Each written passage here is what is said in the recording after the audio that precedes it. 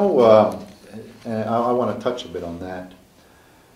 The ruling that was done yesterday, that we're talking about today, the implications that it has on the electoral system from here on, and probably to eternity, because people are going to go off this.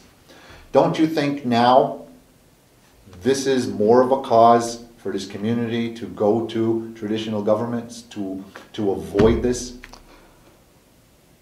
We protested against self-government.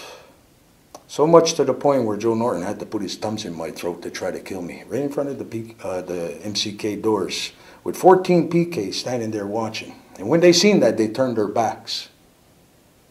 Tell me there's no selective justice. We protested against the policing agreement. Why? Because it brings in the Criminal Code of Canada. It brings in Quebec Highway Code, and what we said we don't want in Kahnawake is the Quebec Civil Code. So all these things, look, it's here. We don't want it, it's here. But you're doing the same thing.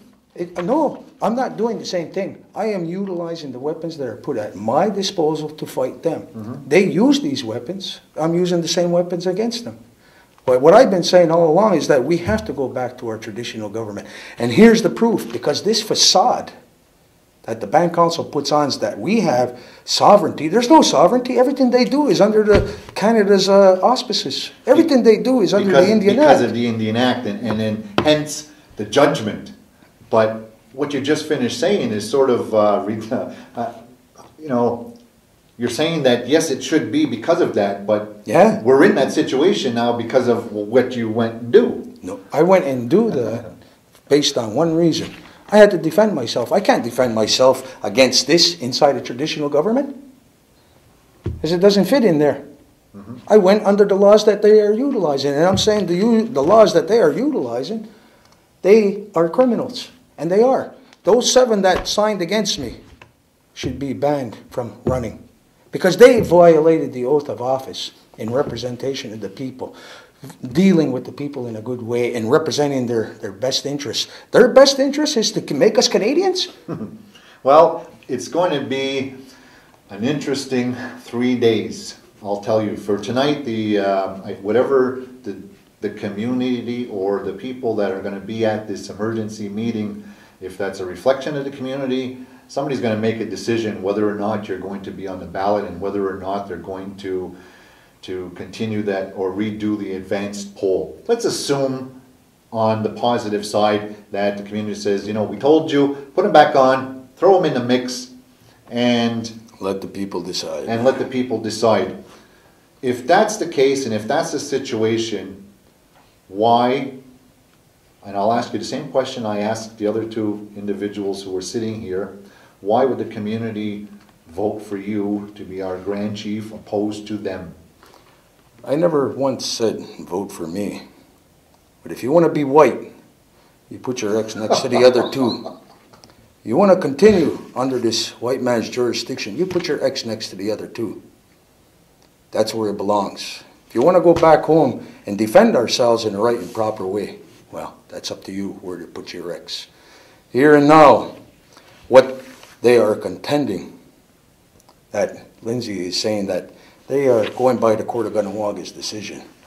The federal court said that they have jurisdiction not only over the Band Council, but over that court system, because they are federal bodies. Now, inside traditional way, do we have federal bodies? Hell no. So that federal court has jurisdiction over them because it came from Canadian legislation, which is the Indian Act, which is the Custom Code. Now you know where the Custom Code comes from, the Indian Act. So, and there, the judge ruled that that court had no right to make a ruling against me for a case they never heard. So if that being said, and their ruling that they eliminated it, they eliminated the Court of Kahnawak's rule, they overruled it, then what does Lindsay have to keep me from running? Not a goddamn thing. Address the community in the last 30 seconds and give your case. You want to be Indian or do you want to be white? The choice is yours, very simple. The white side is those 2 on that end. And there's the proof. If Mike DeLille can go and get the very federal court that he claims that I have no right going to, he goes to get his pardon for his hashish trafficking days, and now here I am going up against them. They violated even Kanawaga's law, where it says zero tolerance with drugs. So what part of zero do we not understand? That thing was in place before '98 when he first ran. But people inside there, they allowed it.